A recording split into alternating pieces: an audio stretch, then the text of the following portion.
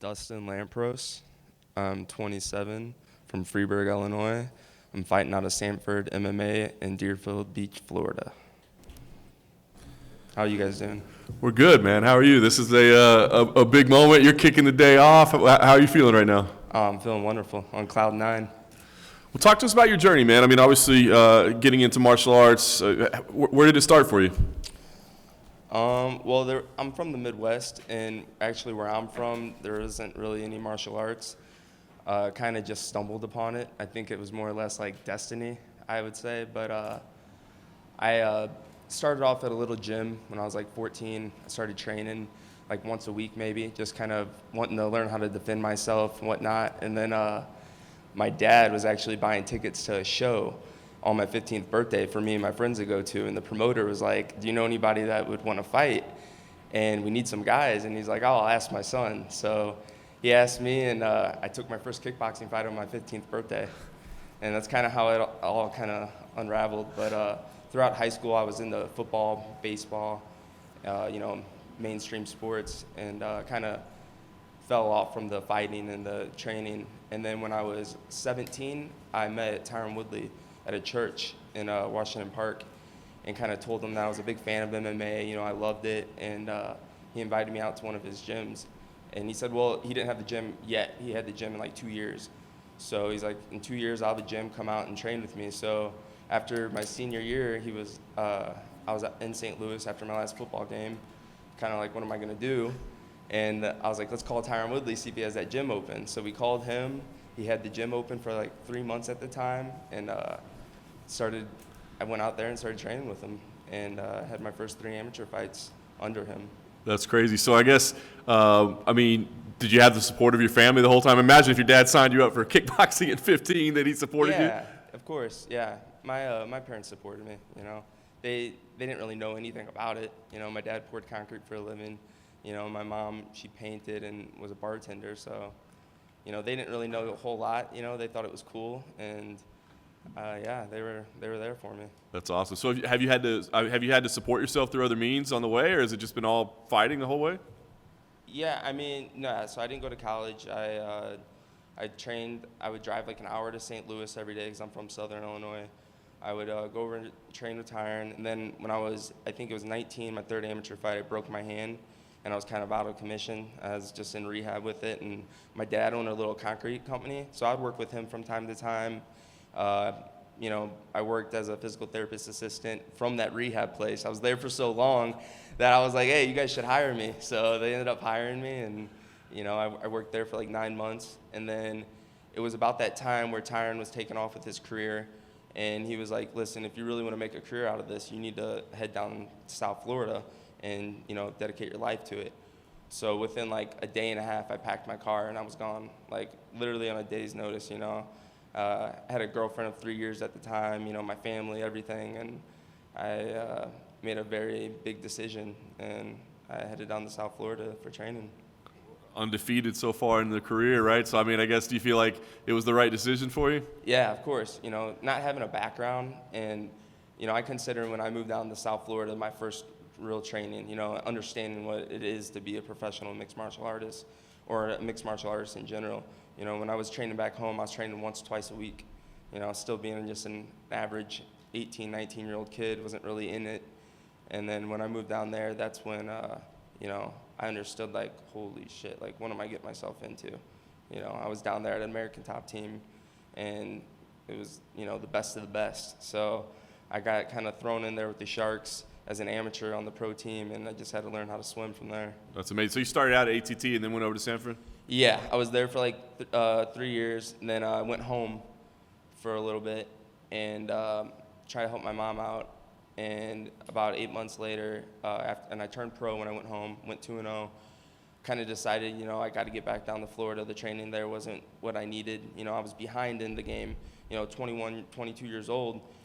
Starting off in Florida, that was the first time I ever really started training. All these guys have been doing it since they were kids, so I had a lot of catching up to do, and I knew that. So after those first 2 pro fights, I knew I needed more, so I went back to Florida. And when I went back, the decision was to, go to Sanford. I met Henry Hoof and talked to him, and I liked how he ran his training, so I joined over there. Yeah, not a bad team to be with. No, not at all. The Ultimate Fighter, obviously, it's been gone for a couple years. So, I mean, had you thought about this show as an opportunity or a platform at all? So it's crazy to me, like I said, how I got into MMA. The reason I knew about MMA was from The Ultimate Fighter. When I was in like 6th grade, that 2006 or 2005 when the first one came out, I watched it on TV. You know, in the Midwest, I'm surrounded by cornfields and back roads. We don't have, you know, really anything else to do at night or just period. So I'm watching TV all the time, and that's how I seen it. I seen The Ultimate Fighter, and I was like, whoa, this is amazing, you know? I never really thought at first like that would end up being my career, but I thought, how cool would that ever, you know, be? Like that's a dream right there, and I'm sitting here now fulfilling my dream. It's insane. That's awesome. Do you remember who, like, I don't know if you remember the first season you saw, but do you remember, like, some of the names that stuck with you off The Ultimate Fighter? I believe it was, like, my favorite fighter, Forrest Griffin. Really? Yeah. That was the first season. Yeah. Oh, so it was the original Ultimate Fighter. Yeah, that's what I'm saying. Yeah. Wow. Yeah. So, that's how I kind of fell in love with MMA. You know, I didn't know what MMA was. When I was a kid, I had little boxing gloves and mitts, and I always wanted to do boxing, but then I seen that. I'm like, wow, they get to slam people. Like, this is insane. I love it. That's awesome. Last thing for me, talk to me about what this opportunity means. I mean, a UFC contract. I mean, you're still very early in your career, right? You're still a young guy. I mean, I don't know that it's like, if you don't do it now, you'll never do it or whatever. But, I mean, does it feel like this is the moment for you? Yeah, 100%. You know, past 6.5 years, I've dedicated my life to the sport. You know, I gave up everything. I've been away from my family. You know, my relationship with my family is through an iPhone, you know, and that sucks, you know, and I knew that without having a background, I had to do that. I knew that I had to put 100% everything into it. You know, I haven't even been in a relationship with a female for the past 6.5 years, just so I wouldn't give myself any excuse ever to, you know, say, oh, this is why I didn't make it, you know. Dean Thomas at the time was one of my coaches, and he was like, listen, you know, you're 22, 23 years old. You don't have any background in this. You can't work a job right now like full time. You can't do that. You know, you got to figure out a way. So I did everything I could to be able to train full time to get my skills where they needed to be. But yeah, I think this is the time. The time's now for me, and I think this is going to be a great opportunity for me to showcase the world my skills, and I'm excited. Yeah, man. Just a couple for me. For those who haven't seen you before, what would you describe your fighting style as? Definitely a freestyle fighter. I had to pick up the game from scratch, so I learned every area. You know, I feel comfortable everywhere. So I would definitely describe it as a scrappy style, like my nickname. You know, I come out there, I just want to fight. Any way I can get the finish, I'm coming for it, you know. I'd preferably like to stand and trade, you know, but yeah, I'm very aggressive, and that's how I'd describe it probably. Was it your birthday 2 days ago?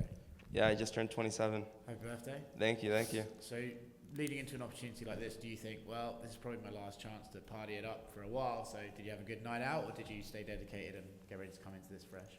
Well, we've been quarantined in the hotel for the past 7 days, so that then. I had a party of one in my room, sitting there just, you know, dancing, getting the music. But no, I've been staying dedicated and sharp and, you know, locked in for the past 5 months for this, you know, so yeah. But it's nice this is the best birthday present ever. I mean, couldn't you guys agree? Well, happy birthday, man. Thank you, my man. Just asking about the coaches, you know, what do you know, like, how do you see them, and which team, if you could choose, like, would you prefer? I think the coaches, like the pair of them being coaches, is pretty cool, especially being close to our weight class. You know, I like that. You know, Volkanovski, he's kind of more of my build, more of my style, and I like that. And then on the other hand, you have Brian Ortega, who's awesome. You know, the fans love him. Everybody loves him. His style, especially his ground game, is something that I would like to learn from. I don't really have a preference. I think in a fight situation, it would be nice to have a grappling coach there that knows exactly what to do in case I get in a bad position. But either way, I'm just blessed to be on either of their teams. Thank you.